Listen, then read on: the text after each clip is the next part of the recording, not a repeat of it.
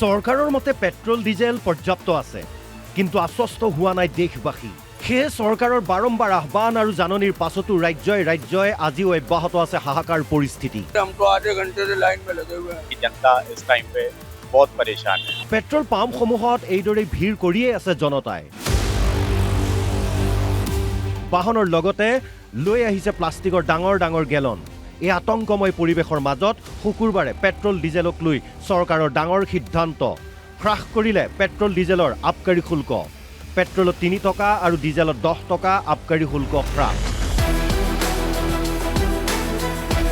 কিন্তু এই শুল্ক হ্ৰাসে এই আতংকময় পৰিস্থিতিত কি সকাহ দিব জনতাক?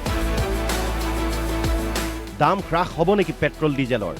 আবকাৰী শুল্ক হ্ৰাসৰ আঁৰৰ অংক কি? আবকাৰী শুল্ক হ্ৰাস কৰি কোনো মহান কাম কৰা নাই মোদী চৰকাৰে।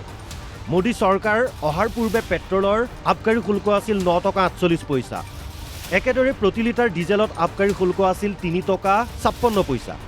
বিজেপিৰ চৰকাৰে পেট্ৰলৰ আবকাৰী শুল্ক বৃদ্ধি কৰিলে 32 টকা 98 পইচালৈ। আনহাতে ডিজেলত 31 টকা 83 পইচালৈ বৃদ্ধি কৰিলে আবকাৰী শুল্ক।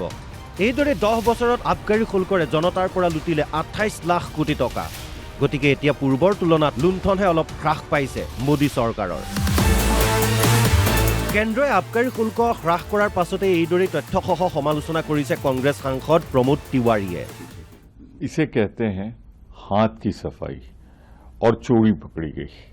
थोड़ी सी रियायत और ऊपर से बन रहे हैं कि जैसे बड़ा एहसान कर रहे हैं जनता पे। सिर्फ इतना हुआ है, जो डकैती डाल रहे थे ना, वो डकैती में थोड़ी कमी की।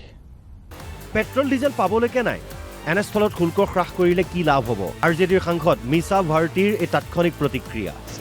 एक कटौती की गई है, लेकिन प्राइसेस तो बहुत बढ़े हुए हैं, महंगाई बढ़ी हुई है। और इस कटौती का क्या फायदा जब मिल ही नहीं रहा है, तो उस पर कटौती का क्या फायदा? ইপিনে কেন্দ্ৰৰ এই সিদ্ধান্তক আদৰণি জনাই উৎফুল্লিত হৈ উঠিছে বিজেপিৰ নেতা মন্ত্ৰী সাংসদ। আবকাৰী শুল্ক হ্ৰাসৰ এই সিদ্ধান্তক মোদীৰ মাষ্টাৰ ষ্ট্ৰোক আখ্যা শাসকীয় দলৰ। सबसे पहले देशवासियों की ओर से माननीय प्रधानमंत्री जी को कोटि आभार प्रकट करता हूं। उन्होंने जब भी देश में कभी कोई चैलेंजिंग सिचुएशन आता है, सही समय में सही निर्णय लेने के लिए प्रधानमंत्री जी के ख्याति है। बहुत शुभकामनाएं देते हैं नरेंद्र मोदी जी को, प्रधानमंत्री जी को, कि वो इस मुश्किल की घड़ी में भी जो है हमारी इकोनॉमी को, जो विकसित भारत का सपना है, उस पे तत्पर है। और दूसरी चीज को फिर से उनको जो है वो जो रेटिंग मिली है विश्व के सबसे ज्यादा लोकप्रिय लीडर के, उससे वो उभर के आए हैं, उसके लिए भी हम बहुत शुभकामनाएं देते हैं। पूरे जनता की ओर से प्रधानमंत्री जी को धन्यवाद देना चाहता हूं, क्योंकि इतना विपद काल में, जबकि एक क्षेत्र में युद्ध चल रहा है जहां से हमारा गैस, पेट्रोलियम प्रोडक्ट सारे आते हैं, फिर भी ऐसे समय में इतना बड़ा कदम उठाना ये कोई मामूली कदम नहीं है। মধ্যপ্ৰাচ্যৰ যুদ্ধৰ ফলত ইন্ধনৰ এই সংকট কেৱল এতিয়া ভাৰততেই নহয়, বিশ্বৰ অন্যান্য প্ৰান্ততো সৃষ্টি হৈছে হাহাকাৰ।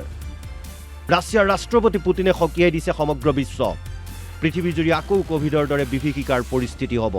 বৃহস্পতিবাৰে ৰাছিয়াত অনুষ্ঠিত এক বিনিয়োগ সন্মিলনত অংশ লৈ এই উদ্বেগজনক মন্তব্য কৰে ৰাষ্ট্ৰপতিগৰাকীয়ে। পুতিনৰ এই ভাষণে ইংগিত দিছে যে পৰিস্থিতি মুঠেও ভাল নহয়।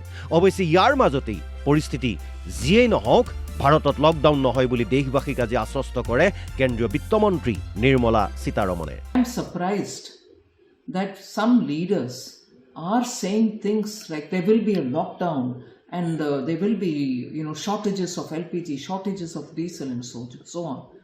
These are absolutely baseless, and remarks such as these coming from leaders in political domain is really worrisome. ইপিনে নিৰ্মলা সীতাৰমণৰ ভাষ্যতে স্পষ্ট হৈছে আচলতে কিদৰে পেট্ৰল ডিজেলৰ আবকাৰী শুল্ক হ্ৰাসে সহায় কৰিব সাধাৰণ জনতাক। পোনপটীয়াকৈ আবকাৰী শুল্ক হ্ৰাসে সহায় কৰিব তেল কোম্পানীসমূহক। আবকাৰী শুল্ক হ্ৰাসৰ বাবে সদ্যহতে পেট্ৰল ডিজেলৰ দাম কমি নাযায়। চৰকাৰে তেলৰ দাম আৰু নবঢ়াবলৈ কোম্পানীসমূহক কৰি দিছে এই ৰেহাইৰ ব্যৱস্থা। माननीय प्रधानमंत्री जी ने ये चाहा कि कंज्यूमर का प्राइस बढ़ना नहीं है। उसके कारण हम निर्णय लिए हैं कि ऑयल मार्केटिंग कंपनीज को सपोर्ट दें और जिससे वो ज़्यादा दाम में खरीदने वाली चीज़ों को सरकार उनको मदद करेगी, मगर जनता के ऊपर रेट बढ़ाना नहीं होना चाहिए। News desk report Assam live 24।